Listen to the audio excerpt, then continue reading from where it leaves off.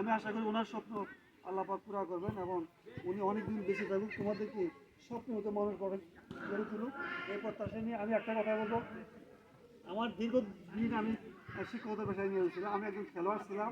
খেলা নিয়ে আমার এই যে তোমাদের এখানে পিয়াল এই প্রতিষ্ঠান থেকে লেখাপড়া করে গিয়েছে এবং আরও অনেক যারা মানে খেলোয়াড় তারা এখান থেকে এগিয়ে গিয়েছে এবং ওরা আমার স্নেহ খেলার কারণে ওদের সাথে সম্পর্ক।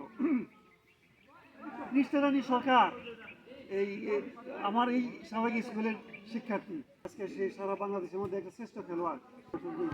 এখন ফুটবল খেলার কারণে কিন্তু ওই এলাকাটা উন্নত হয়েছে এবং এখন তারা লক্ষ লক্ষ টাকা বেতনে চাকরি করে। তাদের এমন কোনো কিছু নাই যে মানে আল্লাহ এত কিছু দিচ্ছে খেলাকে কেন্দ্র করে। সাধারণত যারা নাকি আদিবাসী তাদের স্টেমিনা বেশি, শক্তি বেশি, তাদের নানা দিক থেকে এগিয়ে আসো সমৃদ্ধ করা যায় না, সেই আশা নিয়ে স্যারের কাছে পারমিশন নিয়ে আমি স্যারের কাছে অনুরোধ করছি।